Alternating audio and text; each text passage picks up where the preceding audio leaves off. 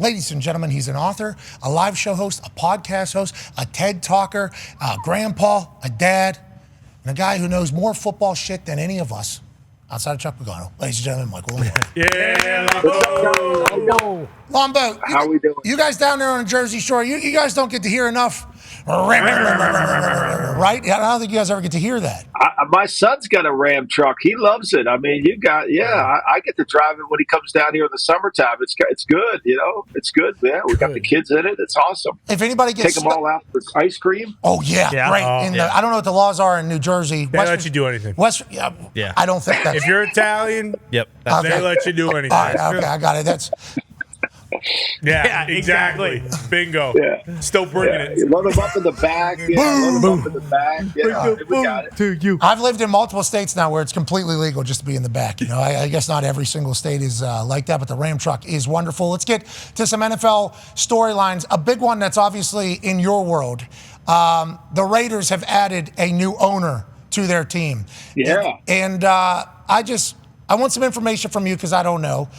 Al Davis died in 2011, I believe is what our research said. Tom Brady was obviously already Tom Brady at that point.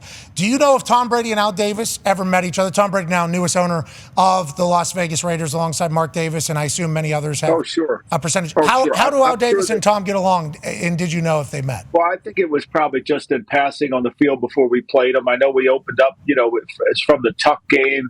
That was Brady's signature start of his career, and now he enters the building here in Las Vegas. I mean, I think they probably had a passing relationship, but Al had great respect for him, obviously, because he was so good and was able to make plays and win championships, which was Al was all about. I think this is a fabulous move for the Raiders. I hope that Mark Davis is willing to his circle of competence, which is a key thing whenever you're a decision maker in any industry. In any sport, is who are you listening to? And I think in the past, Mark has listened to a lot of different people, some of them ex-players, some of them ex-executives, whatever it is. But by hiring Tom, I think he can condense his circle of competence and listen to one person, a guy that's won 7 Super Bowls, that's seen it done the right way, that understands what it takes to be a champion, that understands that the players have to go to a certain level to reach the level that the organization wants them to go. And I think ultimately he can deliver on that. And I'm sure he'll be intimately involved in the next quarterback that they select, because based on this season, they're going to have a pick high enough to get a quarterback. Okay, so you said a lot of things there, obviously all great stuff that I would not know between Tom and potentially Al Davis's relationship. Obviously, you working alongside Al Davis and having a long history with the Raiders, even though Raiders fans don't necessarily love that on the internet as of late. Mm-hmm. But what you said there was, I think, pretty important. You said that Mark Davis is going to rely on Tom Brady to provide information and decision making. He's going to be that hands-on. How many minority owners in the NFL are like day-to-day hands-on making decisions? And is that why, if he is going to be hands-on making decisions, is that why all the rules by the other owners that we just put up about him broadcasting games are in place? Like, hey, if he's going to be making actual decisions and having input and saying a lot of stuff, we don't want him walking around our practice. We don't want him talking to our GMs. We don't want him talking to our players. Is that why those rules are in place, or how do you think it kind of got to this point? Well, most of the owners have minority interest, and the Raiders have other minority partners, but most of them live out of town. They're basically from the tech industry or from the financial world, where their hedge funds they don't know anything about football, so they can come to a practice and not learn anything. Whereas you put Brady on a practice field, he's going to be able to know a lot. And so it becomes a little bit of a different. His expertise is really vital, and the Raiders would need to utilize this expertise. If you're Tom Telesco and Tom Brady just walks in the building, you're going to have to go over to Tom and say, hey, we need your help on evaluating players, what you see in receivers, what you see in quarterbacks, all those things. And I think these rules are set up because of his knowledge, not because he's just a minority owner. If he was just a minority owner and didn't have anything in football, it's easy. But he's not that. He understands the game completely from off the field to on the field, which is critical. And I think that's going to help the Raiders. What I was trying to get to more than anything is what happens to most organizations it isn't that the decision maker, Mark Davis in this case, doesn't get information. He listens to the wrong information. He has a lot of people coming at him from different directions and influence. Al Davis wasn't that way. Al Davis listened to a lot of people, but he narrowed his circle of competence down to very few. He might ask your opinion, but he's not necessarily going to follow it. So Amen. I think what Mark Davis has to do is really restrict all these people that he talks to, ex-players and some of the players on the team, and focus on how can he build a championship organization, because that's what he hasn't been able to do as his ownership. And his father struggled to do that late in his life as well. If Tom Brady is able to apply and be an actual force as an owner for the Raiders, and obviously we've seen this plenty of times in the NFL, it is actually kind of the NFL's pipeline to becoming a full owner. It's like you got to see what you do at another place. Like Tepper was with the Steelers. Like normally they're at another spot and then they become majority owner elsewhere. Tom Brady is player owner in 2024 with the valuations of these teams, I think is wonderful and beautiful. Does he ever get a full team? That would be. Well, that takes great wealth. I mean, that takes incredible wealth. I don't. The way these valuations are going, especially today, came out that there could be $1 billion investment with international rights. I mean, these franchises are going way up. It's hard for one person. That's why we saw them pass the rule about having groups come in and purchase parts of these teams, because it's hard. Not a lot of individuals are like Steve Ballmer that can write a check for $6 million or $8 million and just have it go. That's a small group of people. So the valuations are too hard for one person. But I could see Tom, and I think knowing Tom like I do, I could see Tom wanting to be involved with the football, wanting to be involved with the decisions, wanting to be kind of intimately in building a team. I think that's always been something he's loved and gravitated to, because he's had great experience in seeing it happen over his career in New England and then, of course, in Tampa.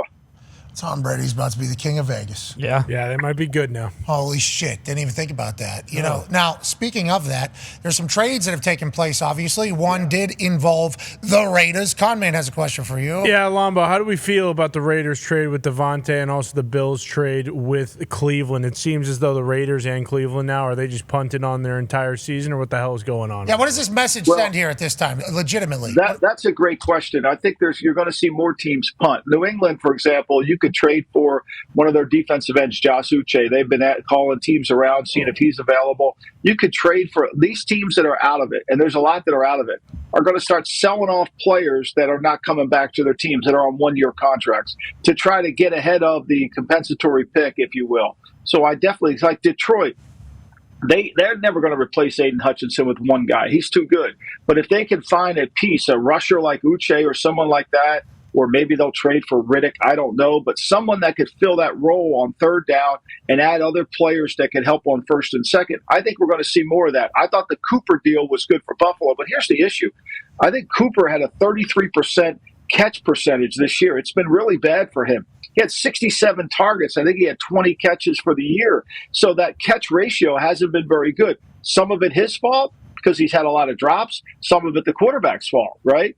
But he gives Buffalo an outside receiver, which is what they need. He takes the pressure off Keon Coleman, who's probably a little bit too young to play. They're going to be a 12-team, one back, two tight ends, and it gives them a presence on the outside. Here's the beautiful thing about the deal. The Browns went ahead and guaranteed his salary. It was due to make $20-some million this year, and they guaranteed all of it, so his cap number is really low for Buffalo. So Buffalo's paying no money for him this year because Cleveland paid it all. So that ends up being a good deal. But here's another key factor that I think we got to take into consideration on all these trades that could happen. When you give up a third-round pick or fourth or a fifth, in this time and climate in the National Football League, because of NIL, the draft is getting diluted. The draft is getting diluted because all those kids that would have come out for the fourth, fifth, or sixth round are going to stay in school because they're getting money.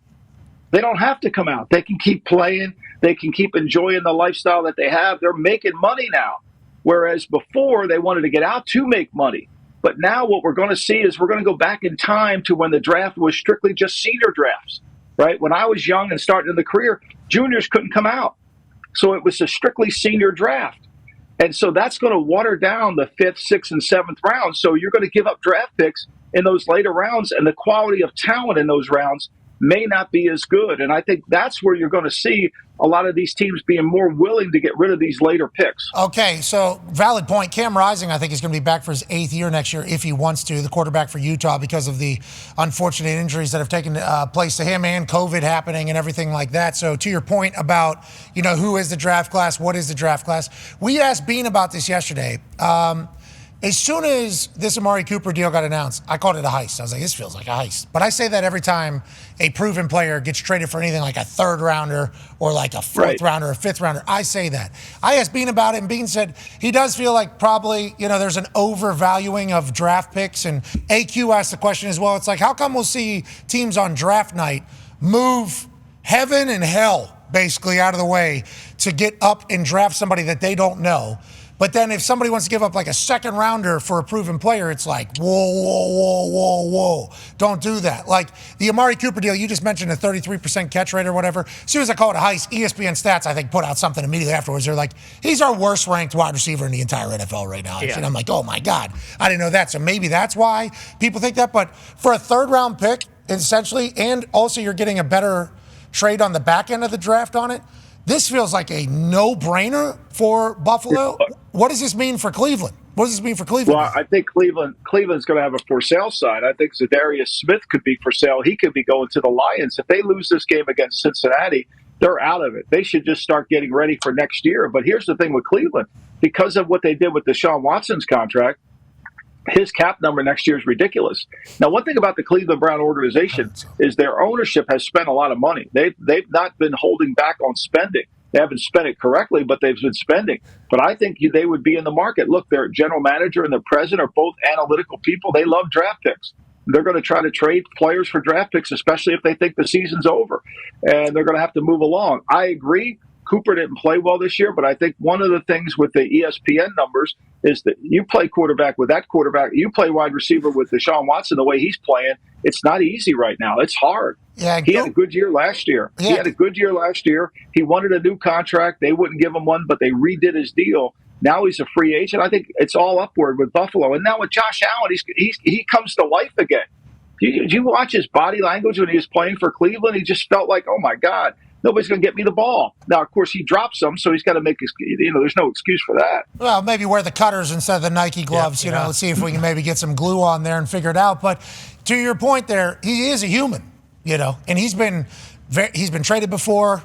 There's never shit from Amari Cooper or his camp or his agent. There's never, he wanted a new deal, but it never gets to the point of like massive drama. But I assume at some point, going into work every day knowing that it's not going to work is like a little bit daunting, a little bit, especially with free agency heading up. Going into Buffalo, 4-2, leading the AFC East right now. Obviously, general manager, front office, they've said publicly, hey, we're all in. Anytime we have Josh Allen, we're all in. They're making that move. That could easily be a big-time boost for Amari. Cooper had that IG post, right? Move or rust. Yeah. So I feel like if there's any sort of rust, he was probably feeling it with Deshaun. November 5th is the trade deadline day. Brandon Beane literally said yesterday, we still got some time here to make some more moves. What will Buffalo look like November 6th? What will the country look like November 6th? Amen. Well, plus, I think, too, Pat, I think the other thing that happened, too, is, Kansas City was this would have been a perfect deal for Kansas City, too, because Kansas City probably was looking at it as well. They had a chance because his cap number was so easy to take on.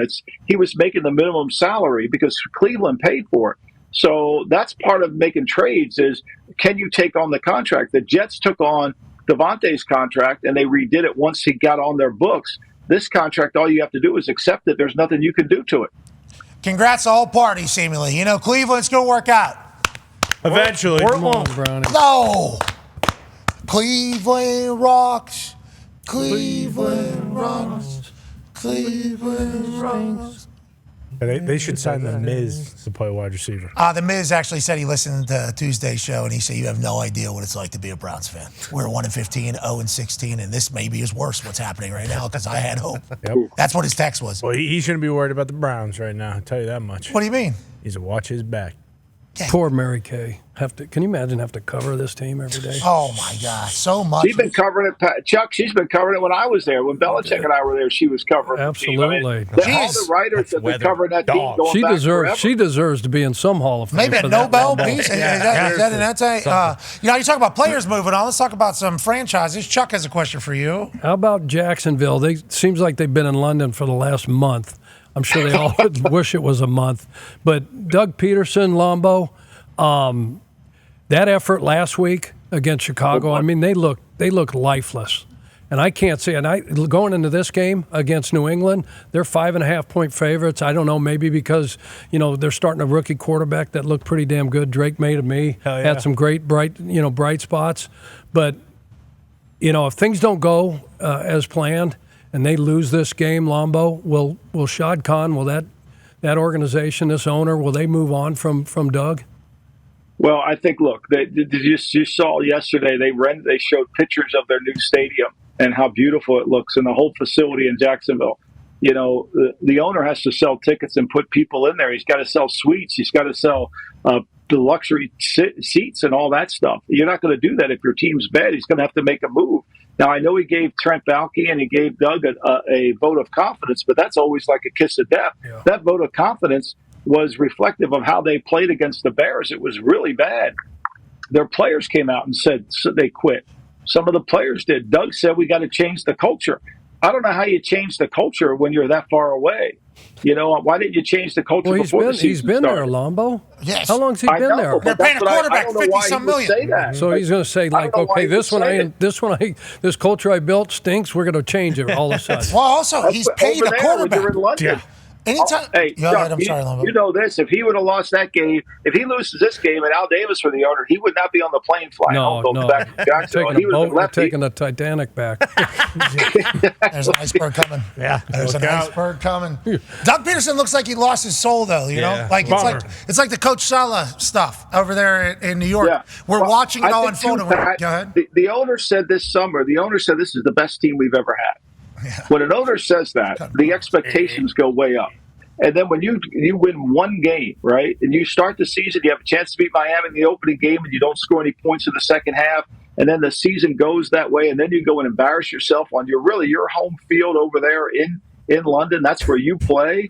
To me, it's a horrible message. And so, who's going to get blamed for it? The coach. I mean, you can't fire all the players. The coach is going to get, and they're going to have to bring somebody in. I mean, this year looks worse than the Urban Meyer years looked.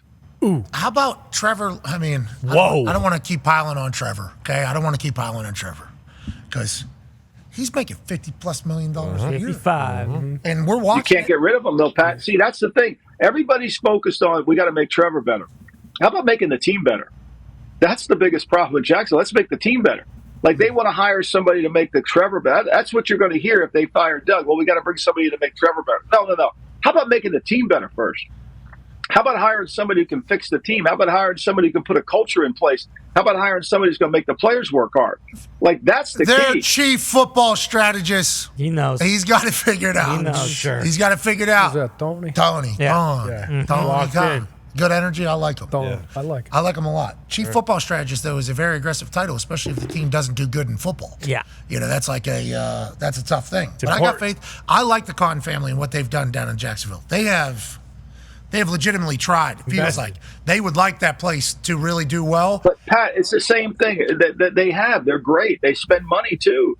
You go through their free agent spending. They always sign a guy, and 2 years later they cut him. They've done everything. The problem is they've hired the wrong people. They just haven't built a culture-based organization. They just haven't. The last coach that won there was Marone when they hired him off the interim. They're one play away from going to the Super Bowl. Blake Bortles overthrows that 7 round up in New England, or else they're going to go to the Super Bowl. I mean, they're close, but they haven't been back. I mean, they're one of the losingest franchise. So at some point you have to say to yourself, why? And a lot of it is because of how we're hiring and what we're doing. It's challenging. It really is. You got to hire somebody who can build a program. They've been able to beat the Colts. There's just 16 other games that they got to play every single time. And the Colts in Jacksonville, obviously, a big problem for them. But I would like to see Jacksonville do well. I would like to see it. But it appears as if that's not the case. And Doug Peterson, I'll be excited to see what his status is 1 week from today. Mm-hmm. That's a tough one. Drake May coming in his second ever starter. We'll know before a week. Yeah. You won't even need a week. 3 days. Yeah, look out. 4 days, I guess. When the Pats hang 50 on them. Drake May sets every rookie single game passing record you've ever heard. In the history of England or just in the history of ball, brother? Oh, history of ball? Yeah, he's throwing 5 tuds. Coach Saban said in the history of ball at dinner the other day, and I died. I forget what it was about. I was like, the history of ball? He goes, all ball. History. Yeah. I think he said worst situation in the history of all ball. And I started dying. I just started dying laughing. So hearing you saying the history of ball, that's a big statement. You're saying Drake May's about to do that to this Jacksonville team? He's about to go bananas. Doug Peterson's going to look so bummed out. I know, and I'm bummed out about that. Salah, bummed out. Yeah. Doug Peterson seemingly bummed out. Stefanski bummed out. Shane Steichen's up there answering questions about his quarterback here after a win in Tennessee. He seems to be a little bit. He's kind of bummed out. But I think he's. You could add Jerry Jones to the bummed out. He's mad and bummed out. That's when. I ain't kidding. I'll be mad and disappointed at the same damn time, taking time out of my life to talk to you. I'll fire both of you. I didn't mean exactly what I said. Got a little hot and bothered. You know how that thing goes. You're talking about decisions and being great, being good, being bad. There's been a lot of good, not great conversation happening in one particular football city. AP Tone has a question for you. That is a good way to put it as far as the Pittsburgh Steelers and the quarterback situation goes. Justin Fields, I feel like, has been good, but a lot of people think the offense could be better. Justin came out this morning and said that he didn't do enough. He didn't play well enough to keep his job, as Russ is most likely, has been named the starter, but he's most likely going to start on Sunday. How do you feel about that total situation in Pittsburgh?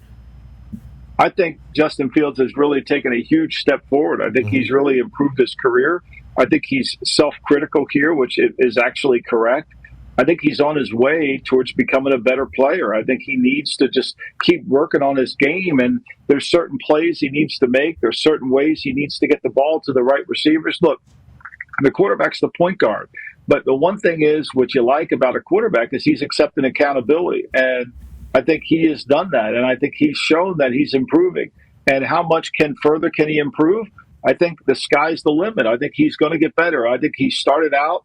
A lot of people were trying to vote him for MVP. I don't think that was fair to the kid. I think that was really misplaced. I won't say who. We'll go on to another subject. But I think he's done a really good job of fixing himself, of trying to improve and trying to get better. And he's just not quite there yet.